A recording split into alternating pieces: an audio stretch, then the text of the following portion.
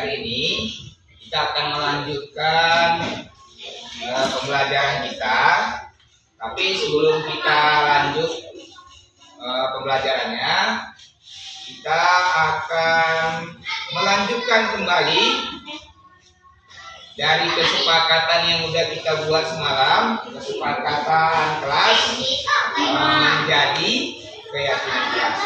Kesepakatan kelas semalam udah catat kan? Nah, udah diingat? Nah, Bapak rasa Bapak sudah catat supaya diingat, supaya nanti bisa kita jadikan keyakinan kelas. Jadi kesepakatan sama keyakinan ini dia beda-beda sedikit. Perbedaannya itu tak pala banyak, cuma sedikit. Kalau dia keyakinan, nanti nilai-nilai positif dari kesepakatan itu nanti itulah yang kita jadikan keyakinan. Jadi nanti ada nilai-nilai positifnya. Masih ingat kan? Keyakinannya kan? Ada catat? Sudah coba keluarkan catatannya kalau ingat catatannya. Pak kasih kembali kertas musiknya satu orang. Jadi nanti kita buat di situ yang kita ambil nilai positifnya dari kesepakatan yang akan kita terapkan kelas ini. Tentu nanti keyakinan kelas ini yang kita ambil di sini nanti nilai-nilai positif ini sesuai dengan apa yang Anda inginkan. Sesuai dengan apa yang diinginkan. Bukan Bapak yang menginginkannya, tapi kalian. Apa kira-kira yang diinginkan? Kesepakatan apa yang ingin dibuat? Nanti ditulis di kertas. Kita tempel lagi kan? Tapi kali ini yang diambil itu nilai positif. Kalau nilai positif, ini positifnya dia bukan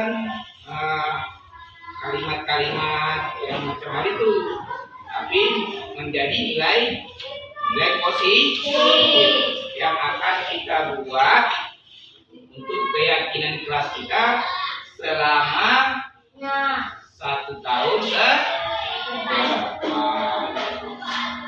selama kalian menjadi kelas ini. Karena nanti berubah. Paham kan? Kasih. Nanti kalian tulis. Jangan lupa tulis di atas.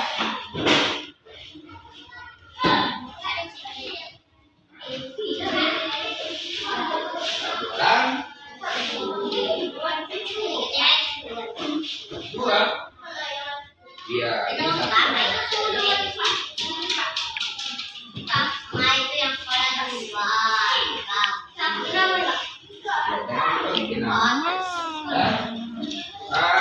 Sebelum menulis keyakinan ini Bapak tengok mukanya mengkerut aja, macam tak bahagia, ya kan? Kira-kira perlu tidak nanti kita masukkan ke dalam keyakinan kelas kita ini supaya bahagia gitu, ya kan? Jadi setiap pembelajaran diadakan ice breaking misalnya supaya bahagia. Ya, breaking itu permainan-permainan yang membuat kita menjadi semangat. Nah, Bapak ada di permainan ini. Nah, sebelum membuat keyakinan, coba perhatikan. Tangan Bapak kan ada? Jadi tangan ada? Nah, ini Bapak nanti mengadakan yang namanya permainan ini, kalian mengikutinya. Misalnya kalau Bapak angkat tangan kanan, kalian atur. Angkat tangan kiri, angkat tangan kiri. Kalau Bapak bilang pegang kepala, dan pegang kepala. Kalau Bapak bilang pegang dagu, kalian pegang dagu. Kenapa tak pegang dagu? Dagunya mana? Kenapa pegang ini? Ini tak konsentrasi. Jadi kita coba. Kita coba ya. Yang mengikuti apa arahan Bang? Angkat tangan kiri.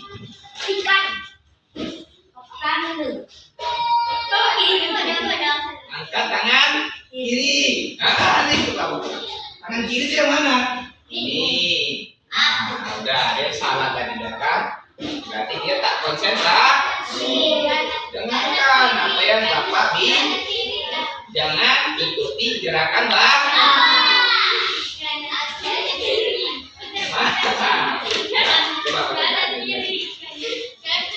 Pegang kuping.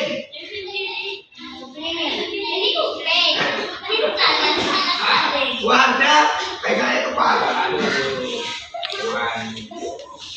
Pegang dagu.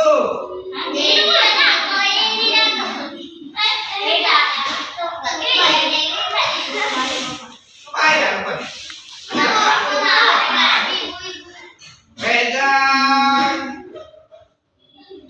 alis.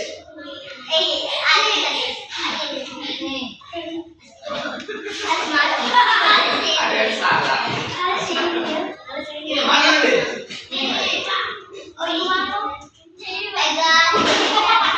Angkat kaki.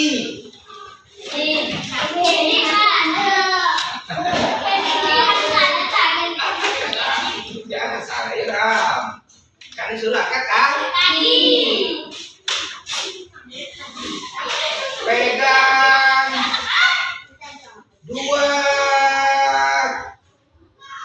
dua kuping.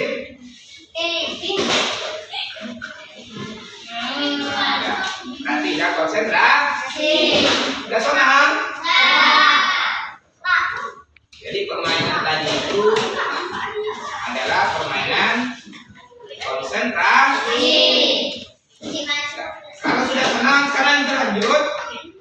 Buat sekarang keyakinan yang Ananda inginkan untuk diterapkan di kelas ini. Bisa? Silakan jangan lupa tulis kemudian buat keyakinan yang diinginkan. Apa kira-kira? Dari keyakinan ini nanti akan diambil nilai-nilai positif. Ini Bapak nanti tempelkan kertas itu. Jadi jangan lupa Ananda tempelkan nanti kertasnya di kertas yang Bapak bisa kan?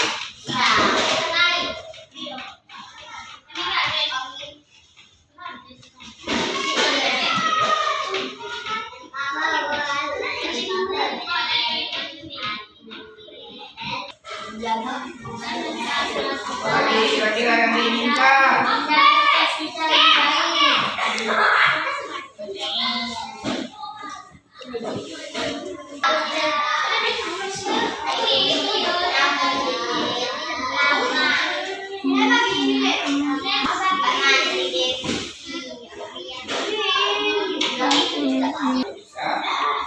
Bisa tulis dan buat keyakinan yang ingin apa kira-kira Anda inginkan tulis. Misalnya datang tepat waktu, bekerja keras dengan sungguh-sungguh.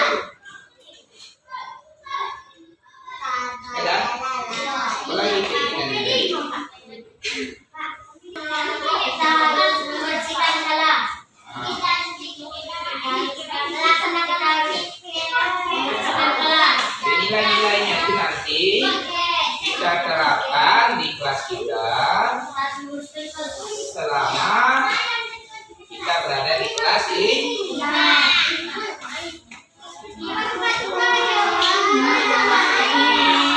Nah, silakan tulis apa yang ingin dibuat.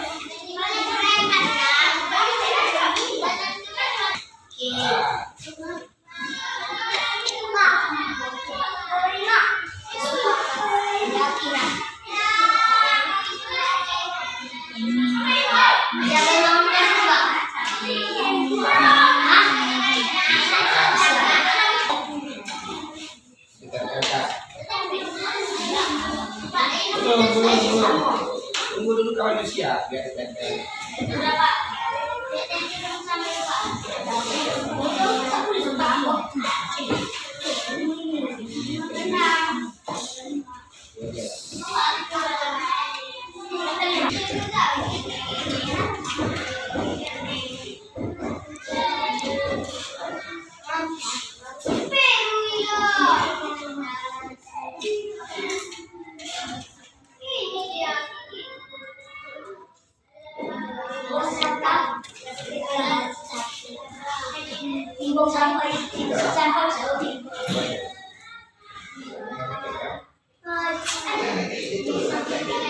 Ada di sini dulu. Nah, silakan tempelkan.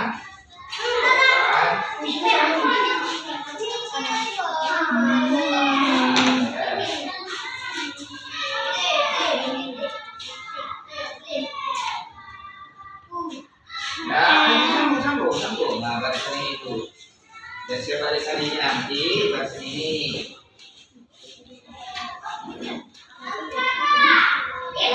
Nah, yang sudah duduk, silakan duduk. Nah, sambung baris ini. Sambung.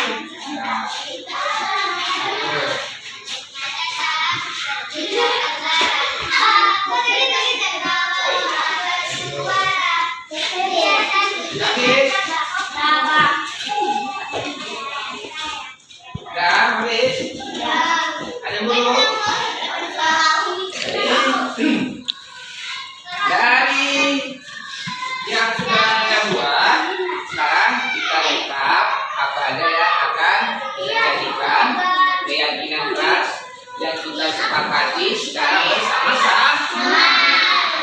Karena ini hanya saya yang buat, Bapak menginginkan agar nanti kesepakatan yang sudah kita sepakati kita terapkan di kelas ini secara bersama-sama. Nah, ini kesepakatannya,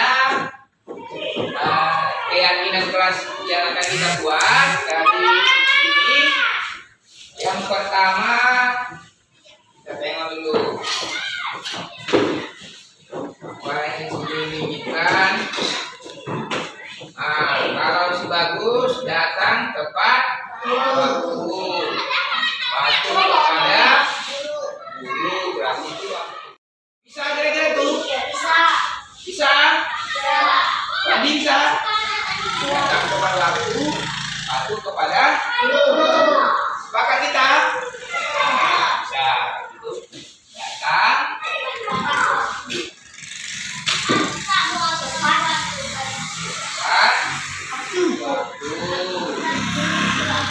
Yang kedua, patuh kepada guru.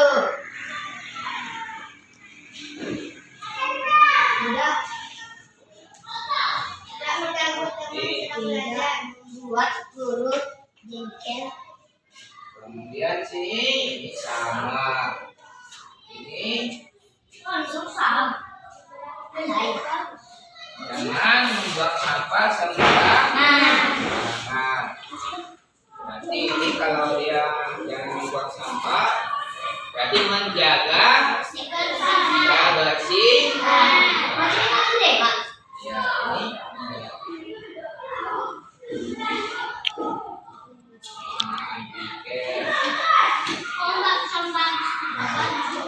Ini menjaga kebersihan. Menjaga kebersihan kelas.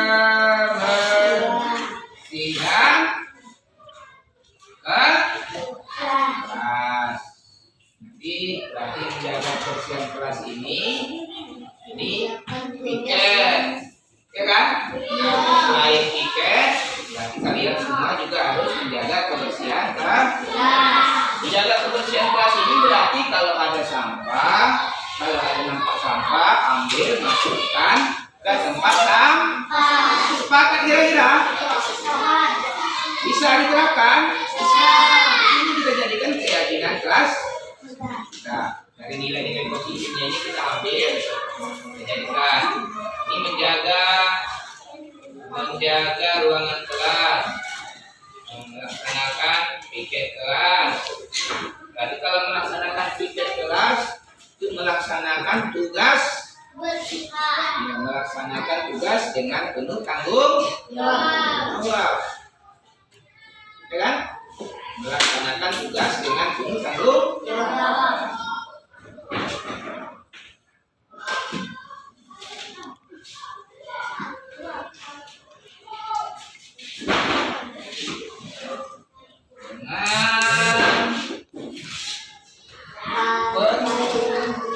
Ada pesan WA masuk.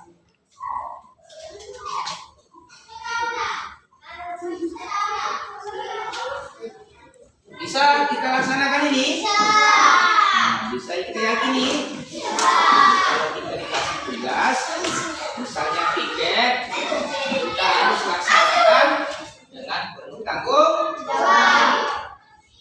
Apalagi di sini piket, laksanakan piket, kelas menjadi cantik,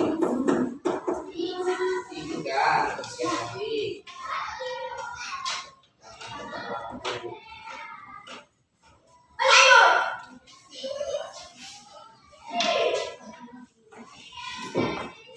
Yang mengganggu teman sedang belajar. Kira-kira apa nilai positif yang bisa diambil? Yang mengganggu teman sedang belajar. Jaga keamanan. Kan? Jaga keamanan, ketertiban.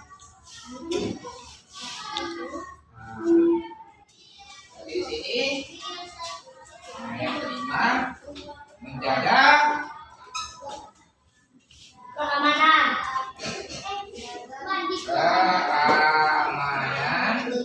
dan ketertiban.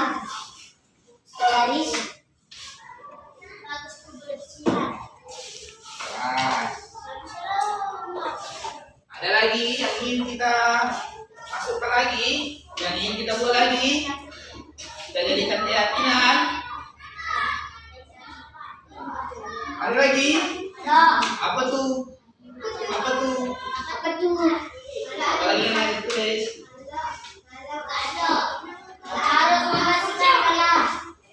Nah, ini menjaga kebersihan. Kalau ada bersikap baik. Bersikap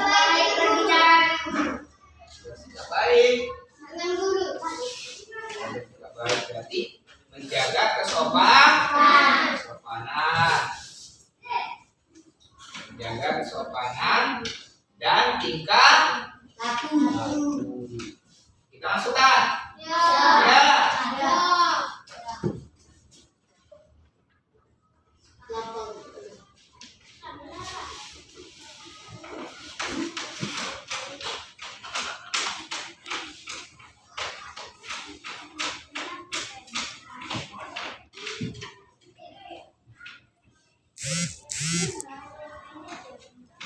Ada lagi? Nah, kalau sudah Bapak rasa ini udah banyak.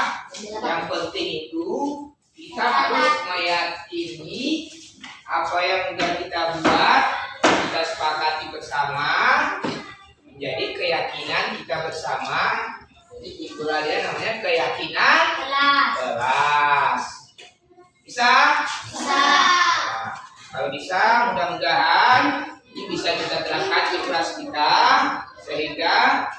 menjadi nilai-nilai positif bagi kita bersama untuk kita terapkan selama 1 tahun ke depan. Selama kita menjadi kelas 5 ini, kita harus bisa menerapkannya di kelas kita ini. Keyakinan yang sudah kalian buat, yang membuat keyakinan ini adalah kalian semua, Ananda semua. Jadi setelah Ananda buat, kita jadikan keyakinan, kita sepakati bersama. Siap? Bisa? Alhamdulillah. Kalau sudah bisa, mungkin keyakinan ini akan kita terapkan dan menjadi baik. Menjadi baik ke depannya untuk diri kita sendiri dan untuk bersama-sama diterapkan di kelas. Mungkin cukup sekian keyakinan ini. Nanti kita akan lanjutkan dengan pembelajaran kita selanjutnya. Bisa? Bisa. Kalau bisa, keyakinannya Bapak simpan supaya nanti bisa kita lihat kalau lupa. Mungkin sekian yang Bapak sampaikan pada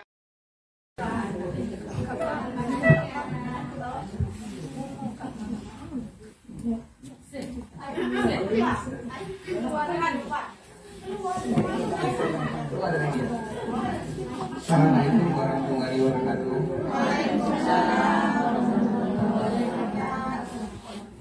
Pada kesempatan ini izinkan saya memaparkan budaya positif. Jadi ini kegiatan ini harus mau tidak mau saya laksanakan karena ini merupakan nanti aksi nyata yang mungkin nanti mau tidak mau juga mungkin berguna, sedikit banyak nanti berguna juga untuk ibu sekalian.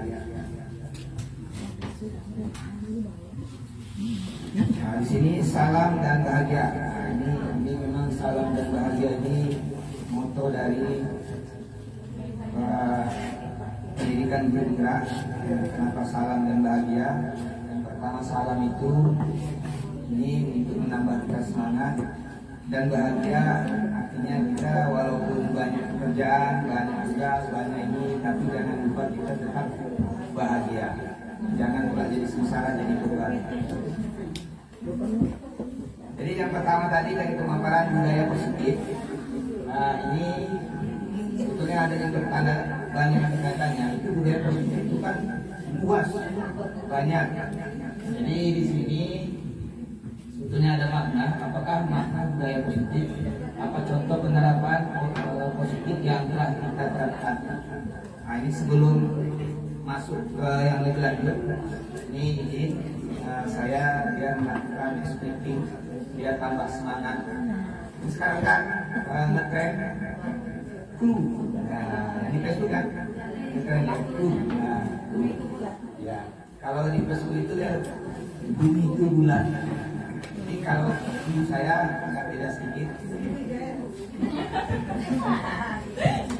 Clue-nya dengarkan dan lakukan apa yang saya ucapkan, sampaikan. Tujuannya, jadi dengarkan dan lakukan apa yang saya ucapkan. Nah, kira-kira paham ya? Ini sebetulnya bisa juga diterapkan di kelas untuk supaya anak-anak semangat. Jadi clue-nya tadi dengarkan dan lakukan apa yang saya ucapkan. Misalnya kalau saya ucapkan nanti saya katakan angkat tangan kanan. Coba Bapak, coba Ibu ikuti itu. Angkat tangan kanan. Itu dia kan sederhana ya kan. Tapi nanti kalau dibuat variasi, nah misalnya gini, angkat tangan kanan. Salah. Angkat tangan kanan. Nah, ini bingung nih. Saya agak. Bapak itu angkat tangan kiri. Kan bunyinya tadi. Lakukan, dengarkan, dan lakukan apa yang saya.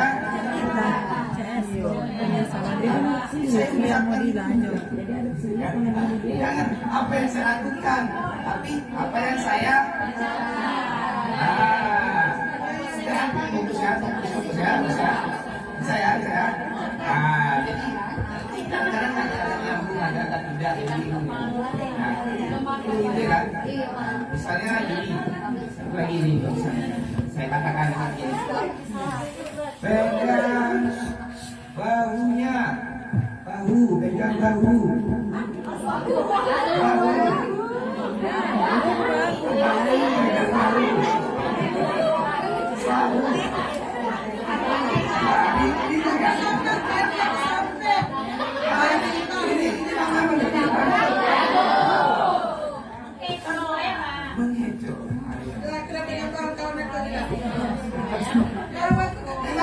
Karena pendengaran dan penglihatan itu harus nyambung.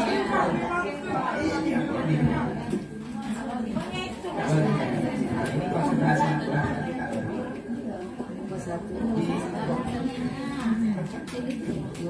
Ya memang ada kalau di tema-tema itu susah. Makanya kalau kita paham, nah kita coba sekali lagi tuh ya. Pegang tangan kanan.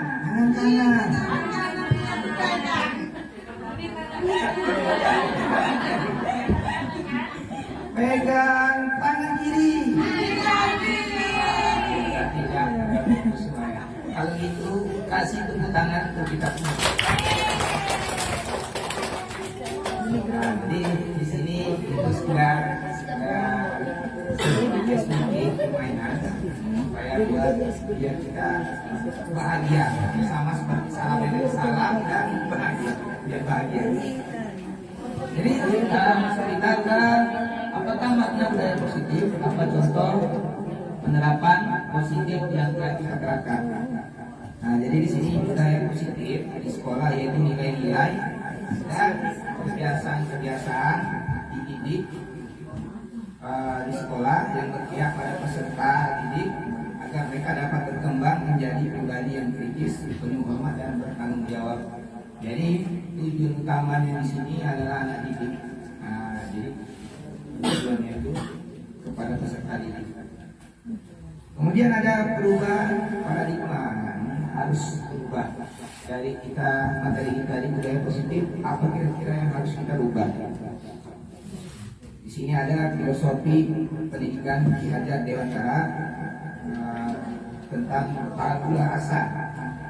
Jadi tabula rasa itu dia ada macam kita dengar, kita lihat, kita lakukan yang seperti itulah. Jadi di sini dia mengenai tabula rasa, kemudian semua anak terlahir dengan bakatnya masing-masing, keunikannya masing-masing. Jadi anak itu dia ada kelebihannya. Disitulah nanti di mereka ini kita harus mengetahui apa sih bakat si anak, apa sih kelebihan si anak. Jadi itulah yang perlu dikembangkan di guru mereka. Kemudian dimengerti. Nah di sini selain ini mengikuti perkembangan si anak, kita juga harus menanamkan dimengerti. Nah berarti yang luhur. Itu tugas kita sebagai guru, menuntun si anak sebab nanti dia menumbuhkan minat dan bakatnya, dan juga di situ kita masukkan nanti budi pekerti yang ingin kita terapkan kepada si anak. Jadi tugas guru menuntun bakat tersebut agar anak tumbuh dengan selamat dan bahagia. Nah itu dia tugas kita. Ini tugas kita sebetulnya hanya menuntut, bukan menuntut. Beda ya, menuntut dan menuntut beda. Kalau menuntut ya nanti yang kita arahkan salah. Ya, kalau dia menuntut berarti kita memaksa, ini beda. Jadi guru itu ibarat petani, anak ibarat biji jagung. Jadi kalau petani itu menanam jagung, jangan pula nanti yang ditanam jagung pengen pula jadi durian. Beda. Inilah yang namanya menuntut, namanya itu. Yang ditanam jagung hendaknya jadi durian pula, pengen jadi durian, namanya menuntut. Kita menuntut kalau jagung jumlah tumbuhnya dari si anak itu sesuai dengan karakter jagung. Jangan jagung pula menjadikan yang lain tak sesuai. Kemudian kodrat alam dan kodrat zaman. Kodrat alam itu yang ada pada diri si anak, tumbuhnya itu secara alami pada anak. Kalau kodrat zaman itu dia sesuai dengan perkembangan zaman dan teknologi sekarang. Jadi kalau dulu belajar tak kalah pakai HP, sekarang boleh pakai HP. Tapi kita tuntunlah anak kita tadi itu belajarnya menggunakan itu ke tujuan yang bermanfaat. Begitu. Jadi tujuan yang pertama di sini tidak lain tidak bukan adalah peserta didik, maka di situ dia berpihak kepada anak. Kemudian perubahan paradigma yang berikutnya untuk membangun budaya yang positif, ini sekolah perlu menyediakan lingkungan yang positif, aman dan nyaman agar murid mampu berpikir, bertindak dan menciptakan mereka ini supaya mandiri dan bertanggung jawab. Ini perlu dia. Kalau lingkungan sekolahnya tidak mendukung, nah ini saya rasa mungkin berat tugas kita. Kalau umpamanya tak ada apa-apa, tak ada ini, tak ada itu, bebas berkeliaran, ada pula preman yang masuk nanti ikut jadi preman anak kita. Nah jadi lingkungan itu yang nyaman, aman dan tentram itu juga perlu. Kemudian selanjutnya disiplin, ini dikaitkan dengan kontrol. Nah, jadi ada nanti yang namanya teori kontrol, nanti kita bahas. Dalam hal ini kontrol guru dalam menghadapi murid itu guru lah ya harusnya bisa memegang kontrol terhadap muridnya. Kemudian di sini ada perubahan paradigma teori kontrol. Ini ada industri kontrol ini. Ini menurut paparan dari Dr. William Gasser dalam kontrol teori menuliskan ada konsep kontrol. Di situ ilusi guru mengontrol murid, ilusi bahwa kritik dan membuat orang merasa bersalah dapat ini membuatkan ya di sini pembuatannya mengenai positif, budaya positif dan sangat bermanfaat. Kemudian ilusi bahwa orang dewasa memiliki hak untuk memaksa si anak. Ini ada apa ya? Pokoknya karena mungkin semalam saya dapat dari kantor ini biasa. Jadi di sini ilusi guru mengontrol murid. Ini nanti ada beberapa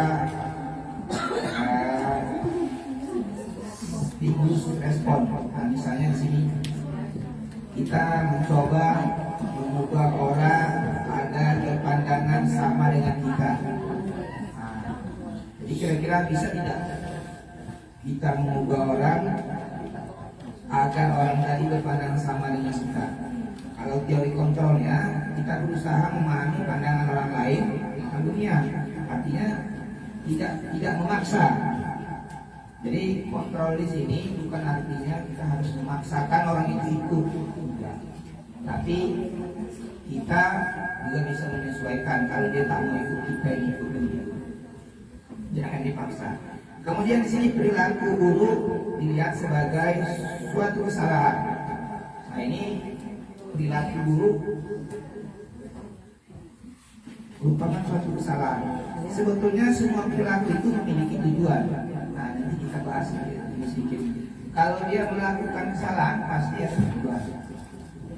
Misalnya pengen cari perhatian, jangan dari jalan-jalan, pengen tengok mungkin gurunya. Nah, bukan ada tujuan. Jangan melakukan kegiatan itu pasti ada tujuan. Kemudian di sini juga ada orang lain bisa mengontrol saya. Bisa tidak kira-kira? Kalau orang lain mengontrol Bapak Ibu.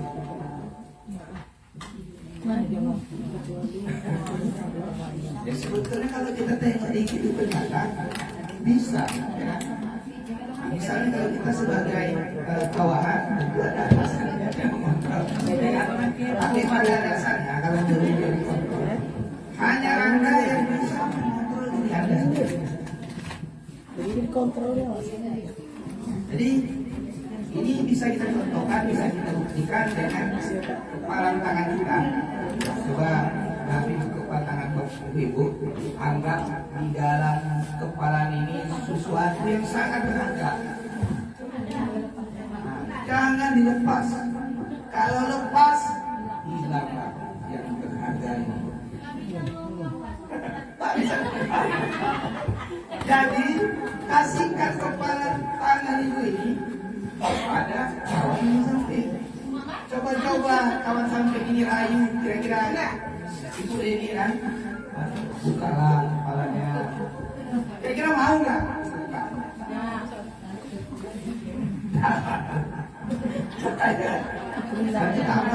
Kalau dibuka nanti hilang sesuatu yang sangat berharga. Jadi artinya apa?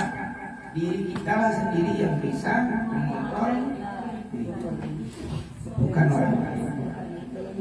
Nah, jadi ini merupakan dari kontrol. Kemudian di sini ada pemaksaan pada saat rujukan gagal. Nah, ini ada model tadi. Jadi kalau itu tadi contohnya tadi. Kemudian sini berpikir menang atau kalah. Kalau siklusnya masih ragu, menang kalah. Tapi kalau cara berpikir kita dikontrol, itu kita harus menang, mana kalah. Jadi dari sini kira-kira apa makna disiplin? Nah, kata disiplin ini dikaitkan dengan tata tertib, patuhan, peraturan. Juga kata disiplin sering juga dikaitkan dengan hukuman. Padahal itu sungguh berbeda, karena belajar dengan disiplin tidak harus dengan memberi hukuman. Justru adalah salah satunya tadi alternatif terakhir. Dan kalau perlu tidak digunakan sama sekali. Sekarang tidak perlu lagi hukum. Di zaman hukum merdeka ini, hukum itu kalau dapat dijauhkan, karena tak baik menghukum. Kalau menghukum berarti kita merasa benar, dan yang dihukum itu pasti salah. Nah itu dia. Maka kan menjatuhkan orang tidak baik. Di sini Ki Hajar Dewantara menyatakan bahwa untuk mencapai kemerdekaan atau dalam konteks pendidikan kita saat ini, dan untuk menciptakan murid yang merdeka, syarat utamanya adalah harus ada disiplin yang kuat. Disiplin yang dimaksud di sini disiplin diri yang memiliki motivasi internal.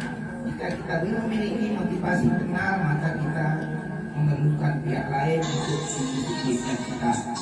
Jadi di sini artinya bukan orang lain yang harus menyuruh kita untuk melakukan disiplin, tapi diri kita lah yang harus melakukan disiplin. Kenapa saya bilang begitu? Karena yang mengontrol diri kita siapa?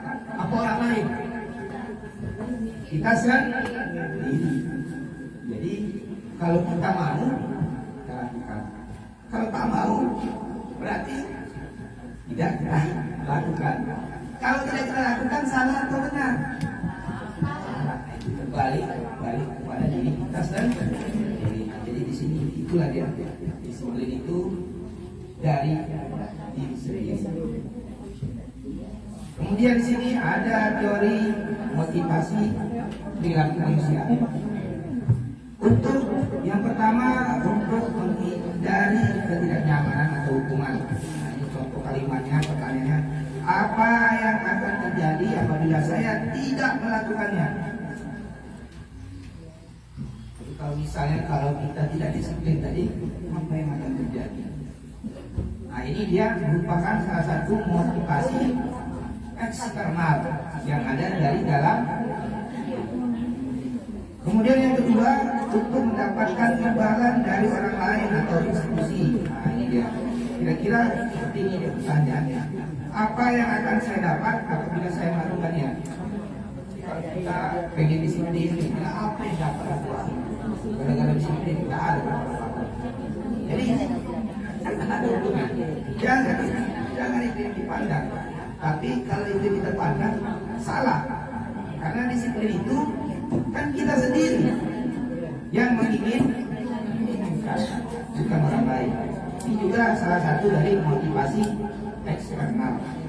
Kemudian yang ketiga, untuk menghargai diri menjadi insan sesuai harapan kita. Nah, ini dia. Jadi saya akan menjadi orang yang seperti apa bila saya melakukannya. Nah, inilah yang paling harus kita terapkan. Karena dia di sini mengkaji diri. Di sini dia motivasi dan motivasinya ini motivasi internal sesuai dengan tujuan disiplin positif. Karena dia dari dalam diri. Kalau kita tidak mau melakukan sesuai dengan keinginan kita, jadi sesuai dengan keinginan siapa? Jadi itu dia tentang teori motivasi. Kemudian di sini ada budaya positif. Nah, budaya positif ini ada beberapa di sini buku. Yang pertama di situ peraturan kelas di dalam lingkaran positif. Kemudian yang agak besar lingkarannya tadi itu keyakinan kelas. Kemudian yang lebih besar lagi lingkungan positif, dan yang lebih besar lagi budaya positif. Artinya apa? Dari yang paling kecil itulah yang harus kita lakukan. Kita lakukan dari mana? Dari dalam kelas kita sendiri. Kemudian dari dalam kelas kita itu kita tumbuhkan dari peraturan menjadi keyakinan. Nah, itu dia makin luas.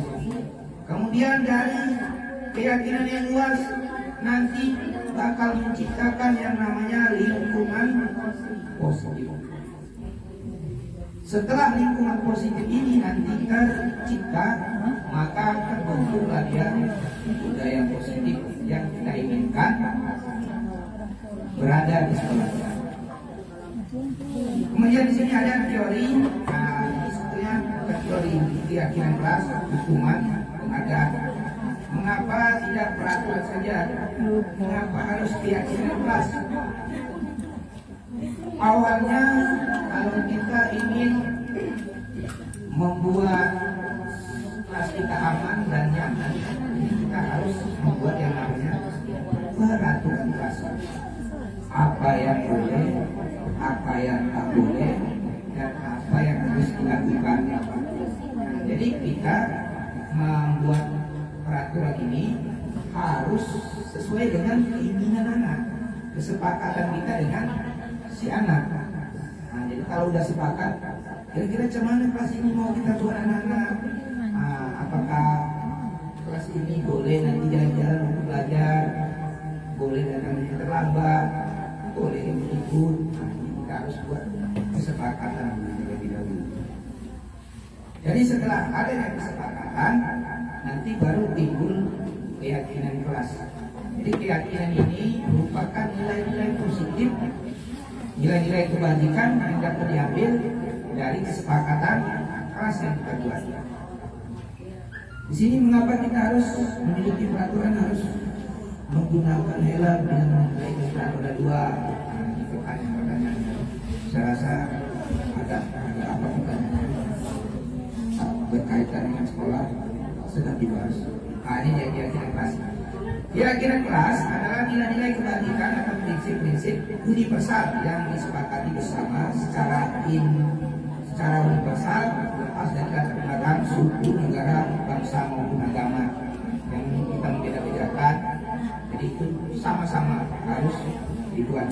Kemudian menurut dosen, suatu keyakinan akan lebih memotivasi seseorang dari dalam atau intrinsik. Seseorang akan lebih bersemangat untuk menjalankan keyakinannya daripada hanya sekedar mengikuti serangkaian peraturan.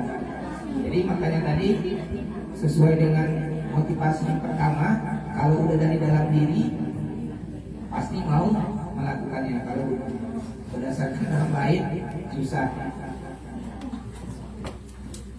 Di sini ada pembentukan keyakinan kelas. Bagaimana cara nanti membentuknya? Nah, ini ada beberapa cara. Mungkin kalau saya sampaikan kepada ibu bisa nanti melihat dari berbagai sumber nanti. Nah, di sini ada kesepakatan kelas. Kesepakatan ini nanti yang itu dijadikan keyakinan. Di sini dia kesepakatannya kami guru dan murid yang saling menyayangi. Kemudian kami murid yang semangat belajar, kami murid yang peduli dengan teman-teman. Ini nanti menjadi kesepakatan. Kalau sudah saling menyayangi berarti nanti tidak ada nanti ganggu misalnya. Kemudian kalau dia sini semangat belajar, nanti tidak ada yang malas-malas, tidak ada yang tidur, tidak ada yang ngantuk.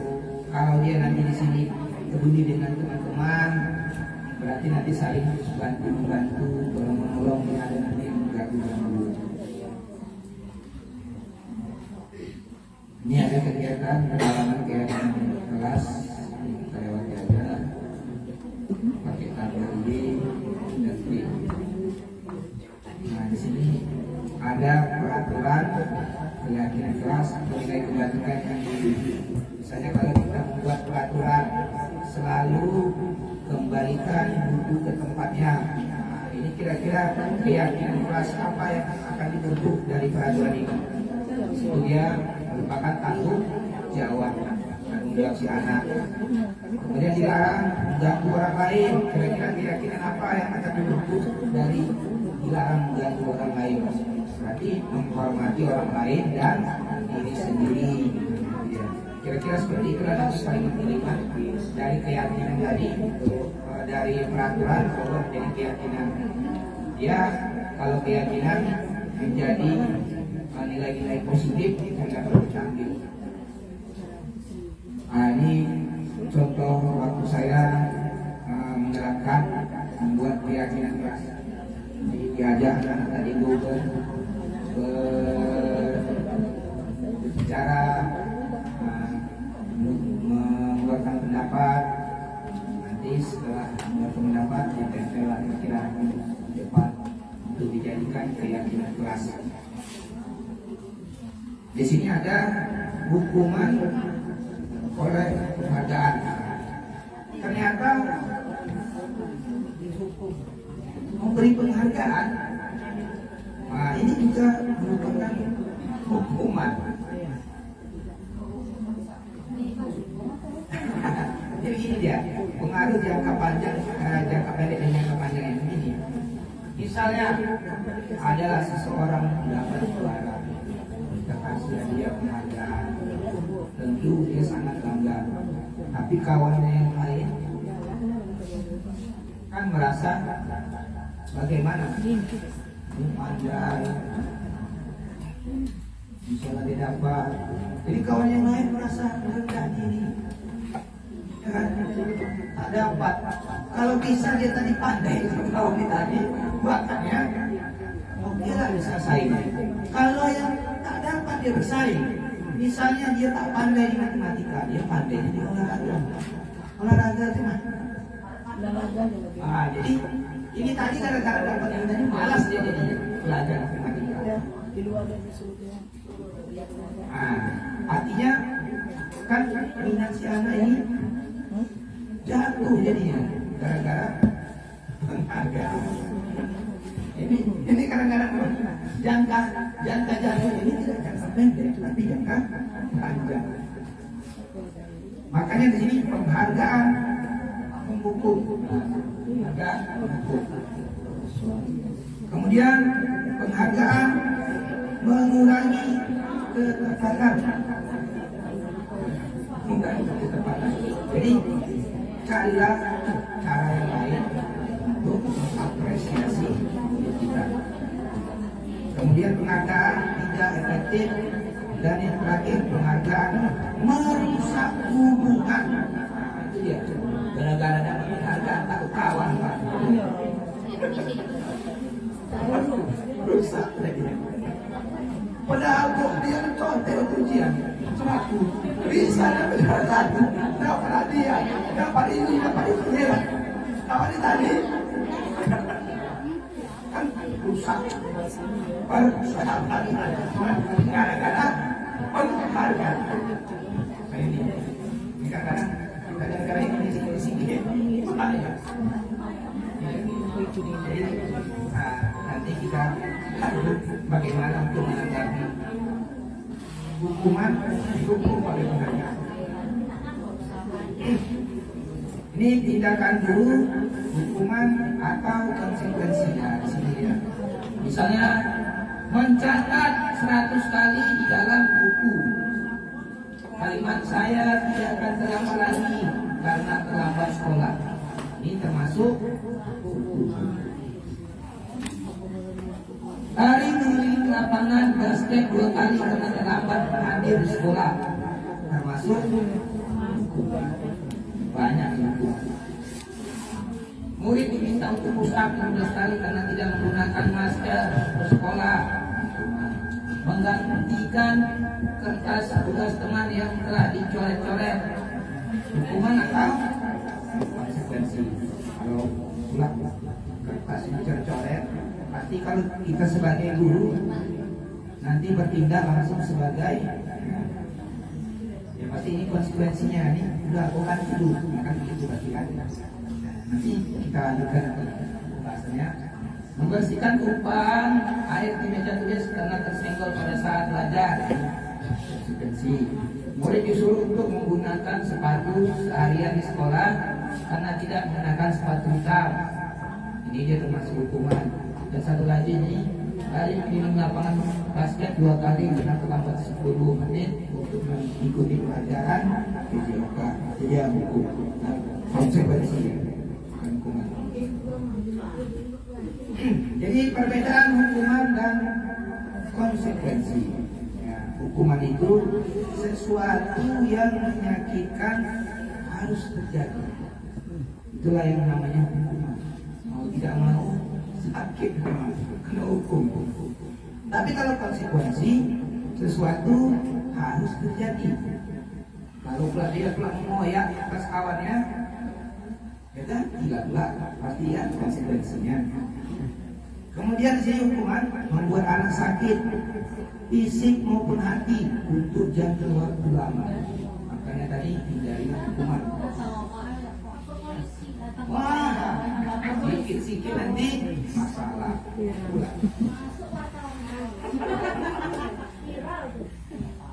Itu jadi hindarilah hukuman ini tidak cuma membahayakan anak, membahayakan kita. Kemudian anak membenci kedisiplinan. Nah ini karena hukuman. Seharusnya sini anak menghargai disiplinan. Ya beda ya. Kalau hukuman itu dia paksaan. Kalau konsekuensi, nah dia harus. Kalau hukuman lagi itu mendorong anak menyakiti diri sendiri. Nah ini kira-kira konsep. Dan yang terakhir nanti kalau hukuman ada rasa marah, rasa bersalah, rasa dikembalikan, merasa tak dihargai, itu disebabkan oleh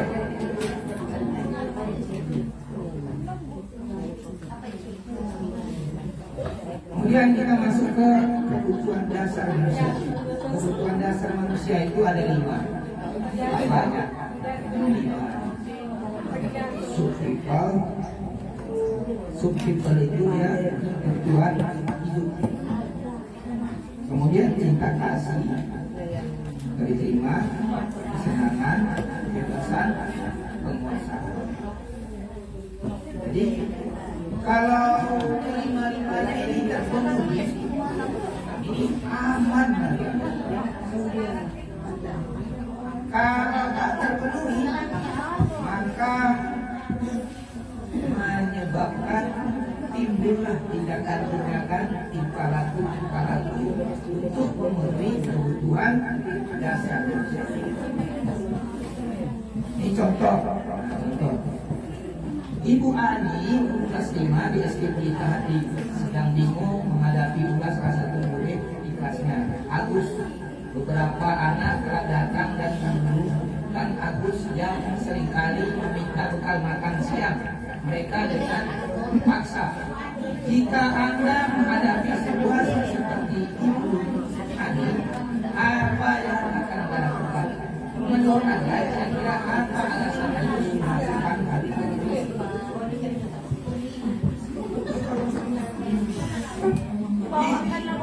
Agus ini bermasalah ya, gara-gara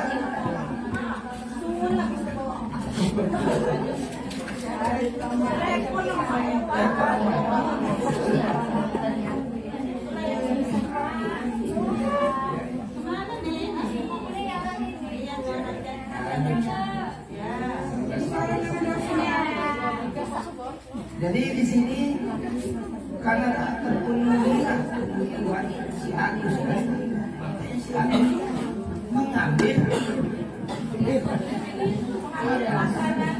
kebutuhan apa kira-kira yang kurang dari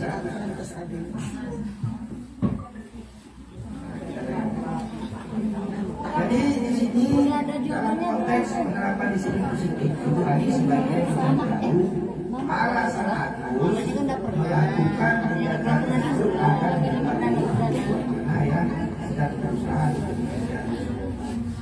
Di rumah aja. Apabila jawaban Agus karena lapar, orang tuanya tidak memberinya bekal makan siang, maka kebutuhan yang diperlukan si Agus adalah untuk hidup.